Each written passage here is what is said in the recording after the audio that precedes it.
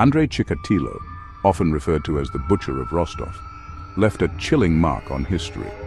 Responsible for at least 52 brutal murders, his crimes shocked the Soviet Union and the world. This essay delves into the dark psychology behind Chikatilo's actions, seeking to understand the complexities of his mind.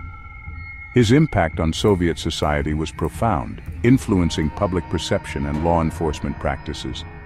The purpose of this exploration is to analyze the psychological factors that contributed to Chikatilo's gruesome journey. By examining his early life, personal struggles, and eventual descent into brutality, we aim to uncover potential motivations. While his actions were undeniably horrifying, understanding the mind behind them is crucial for preventing similar tragedies in the future. Chikatilo's story is not just one of violence, but of a disturbed mind grappling with inner demons. His life presents a case study in how certain factors can drive individuals to commit unimaginable acts. This analysis will take a respectful and objective approach, avoiding sensationalism while acknowledging the horrific nature of his crimes. Andrei Chikatilo's early life was marked by extreme hardship and adversity. Born in 1936 in Soviet Ukraine, he grew up during a time of famine and war. These severe conditions, including the infamous Holodomor famine, profoundly shaped his childhood. As the nation struggled, so did Chikatilo, his family often on the brink of starvation. One particularly haunting aspect of his childhood is the unverified rumor of his older brother's kidnapping and alleged cannibalization by starving neighbors. This story, whether true or not, illustrates the dire situation and may have planted seeds of fear and fascination with violence in Chikatilo's mind. Such trauma could have contributed to his later deviant behaviors. Growing up, Chikatilo was also plagued by social awkwardness and impotence. These personal challenges fueled feelings of inadequacy and rage, isolating him further from his peers. His inability to form healthy relationships would later manifest in violent ways, marking the beginning of a pattern that would escalate over time. Chikatilo's first known sexual assault occurred at the age of 17. This early act of violence highlighted his struggles with controlling his impulses and suggested a pattern that would worsen. His early life was a crucible of factors that combined set the stage for his descent into darkness. Throughout his life, Andrei Chikatilo struggled with deep-seated social challenges. His chronic shyness and impotence played a significant role in shaping his interactions with others.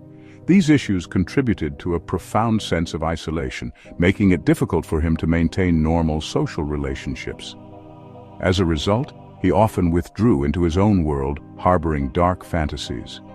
Chikatilo's impotence particularly exacerbated his feelings of inadequacy. He found himself unable to fulfill societal expectations, which further alienated him. This personal struggle became a driving force behind his violent tendencies as he sought to exert control and power in compensatory ways. His inability to form healthy bonds led him to prey on the vulnerable, seeking victims who could not resist his advances. His early acts of sexual violence, beginning with the assault at 17, marked the start of a long history of deviant behavior. These incidents were pivotal, revealing his inability to channel his frustrations in non-destructive ways. Each act of violence was a desperate attempt to assert dominance and overcome his own perceived deficiencies. As Chikatilo's life unfolded, these social and sexual struggles became increasingly intertwined with his criminal activities. His inability to control his impulses led to a downward spiral, from voyeurism and indecent exposure to full-fledged attacks. Each step down this path brought him closer to the heinous crimes for which he would become infamous. The escalation of Andrei Chikatilo's deviant behaviors is a chilling testament to the progression of unchecked impulses. His criminal activities began with voyeurism and indecent exposure, seemingly minor offenses that hinted at a darker trajectory. Over time, these behaviors intensified, culminating in violent sexual assaults on children and eventually murder. Chikatilo's inability to control his urges cost him dearly in his professional life. He struggled to maintain his teaching career, facing numerous accusations of child molestation. This failure to conform to societal norms only deepened his resentment and anger, further fueling his deviant desires. Each accusation and subsequent dismissal drove him further into isolation and darkness. In 1978, Chikatilo committed his first murder, marking a turning point in his criminal career. The brutal killing of 9-year-old Yelena Zakotnova was a harbinger of the violence to come.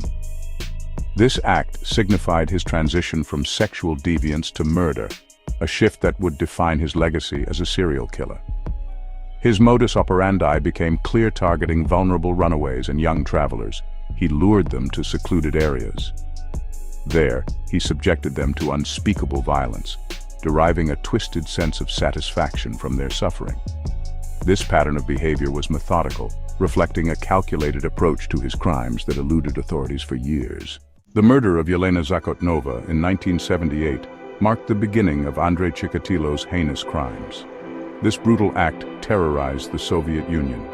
Chikatilo's established modus operandi allowed him to evade capture for years. He carefully selected vulnerable victims. Runaways, young travelers, and children were his primary targets. He lured them to secluded locations to carry out his horrific acts. His calculated approach made him a master of deception. Chikatilo subjected his victims to intense violence, characterized by stabbing, mutilation, and cannibalism. These acts were about exerting control and overcoming his own feelings of inadequacy. His ability to blend into society complicated efforts to apprehend him.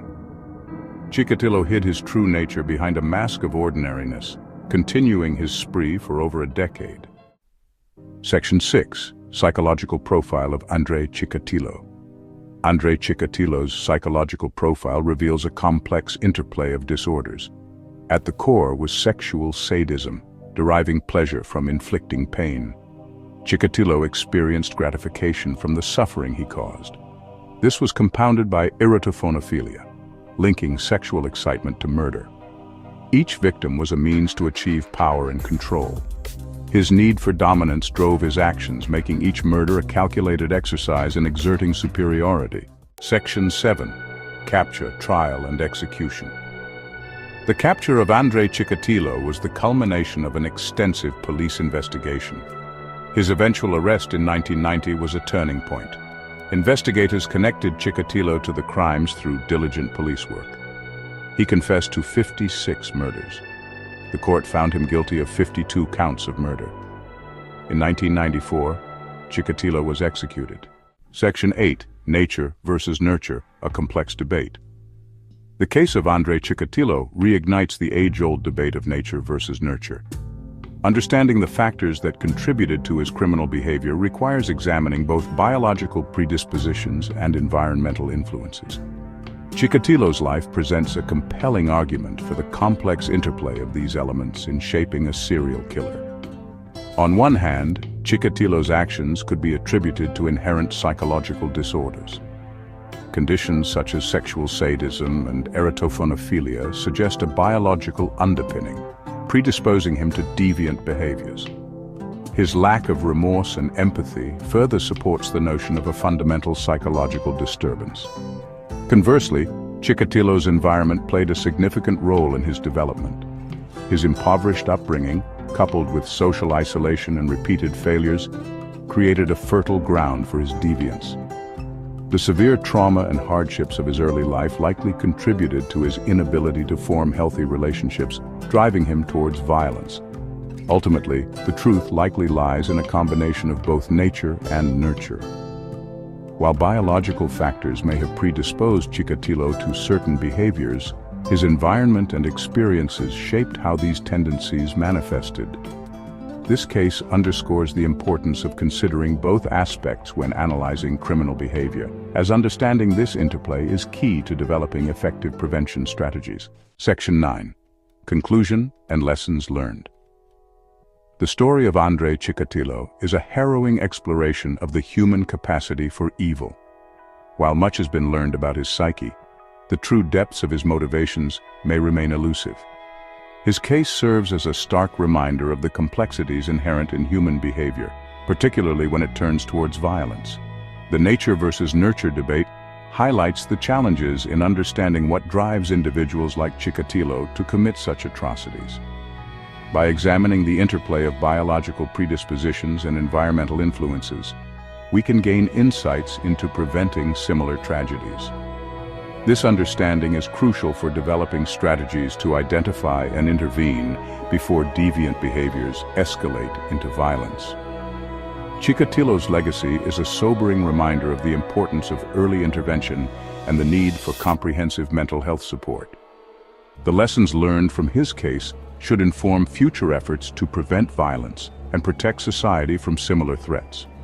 By understanding the psychological factors at play, we can hope to prevent such horrors from occurring again. Encouraging further research and discussion on the topic is vital. As we continue to study cases like Chikatilo's, we can develop more effective ways to address the root causes of violence. Only through continued exploration and understanding can we hope to mitigate the risk of such devastation in the future.